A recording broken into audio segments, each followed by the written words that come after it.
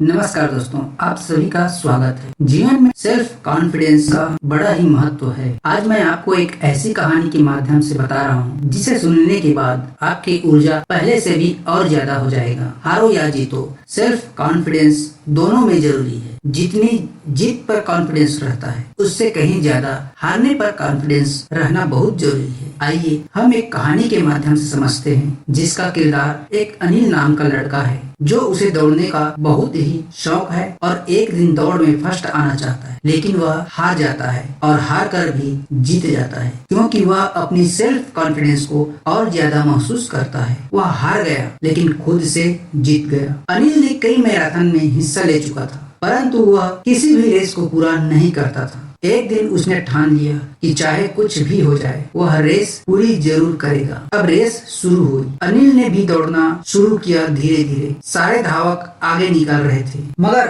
अब अनिल थक गया था। वह रुक गया। फिर उसने खुद से बोला, अगर मैं दौड़ नहीं सकता तो कम से कम चल तो सकता हूँ। उसने ऐसा ही किया। वह धीरे धीरे चलने लगा मगर वह आगे जरूर बढ़ता रहा। अब वह बहुत ज्यादा थक गया था और नीचे गिर पड़ा। उसने खुद को बोला कि वह कैसे भी करके आज दौड़ को पूरी जरूर करेगा। वह जीत करके वापस उठा, लड़खड़ाते हुए आगे बढ़ने लगा और अंततः वह रेस पूरी कर गया। माना कि वह रेस हार चुका था लेकिन आज उसका विश्वास चरम पर था, चोटी पर था, क्योंकि आज से पहले रेस को कभी पूरा ही नहीं कर पाया था। वह जमीन पर पड़ा हुआ था क्योंकि उसके पैरों में मांसपेशियों में बहुत खिंचाव हो चुका था, लेकिन आज वह बहुत खुश था क्योंकि आज वह हार कर भी जीता था। तो हमको भी इसी तरह की गलती करते हैं दोस्तों। हम भी तो इसी तरह की गलती करते हैं। हमारी जिंदगी में कभी हार, कोई परेशानी होती है तो उस काम को नहीं करते और छोड़ देते हैं। अगर आप एक स्टूडेंट हो और रोज 10 घंटे की पढ़ाई करते हो और किसी दिन कोई परेशानी की वजह से आप पढ़ाई नहीं करते मगर आपको भले ही 5 घंटा मिले, 4 घंटा मिले, 3 घंटा मिले, पढ़ना जरूर चाहिए। अनिल की कहानी से हमें यही सीखने को मिलता है कि अगर हम लगातार आगे बढ़ते रहे तो एक दिन हम हार कर भी जीत जाएंगे। छोटे छोटे कदम बढ़ाते जाओ और आगे बढ़ते जाओ। यही सफलता का नियम है जो आपको जीवन में आगे बढ़ने की प्रेरणा देगा। अगर आपको अनिल की ये कहानी अच्छी लगी हो तो कमेंट करके जरूर बताइए। कुछ लोग हमेशा परिस्थितियों को ही दोष देते हैं। काफी समय पहले की बात है, एक आदमी रेगिस्तान में फंस गया। वह मन ही मन अपने आप को बोल रहा था कि यह कितनी अच्छी और सुंदर जगह है। अगर यहाँ पर पानी होता तो यहाँ पर कितने अच्छे अच्छे पेड़ उग रहे होते और यहाँ पर कितने लोग घूमने आना चाहते होंगे। मतलब ब्लेम कर रहा था, वो शिकायत कर रहा था प्रकृति का कि यह होता तो वो होता और वो होता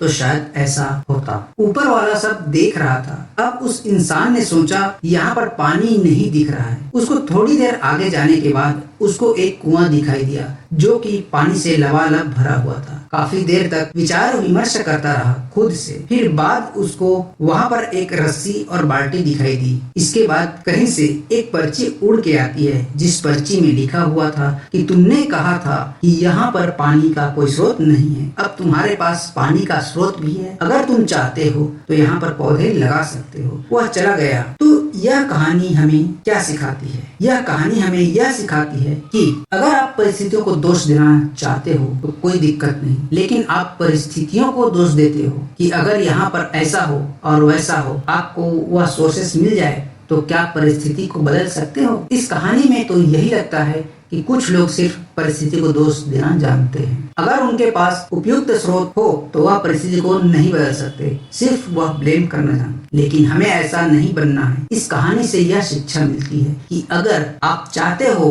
कि परिस्थितियां बदले और आपको अगर उसके लिए उपयुक्त साधन मिल जाए तो आप अपना 1% योगदान तो दे ही सकते हैं। और मुझे पूरा भरोसा है कि अगर आपके साथ ऐसी कोई घटना घटित होती है आप अपना योगदान जरूर देंगे। यह कहानी आपको अच्छी लगी होगी। आपको ऐसी कहानियाँ मिलती रहे तो आप बिल्कुल कमेंट करके जरूर बताइए और अपने दोस्तों को भी शेयर कीजिए।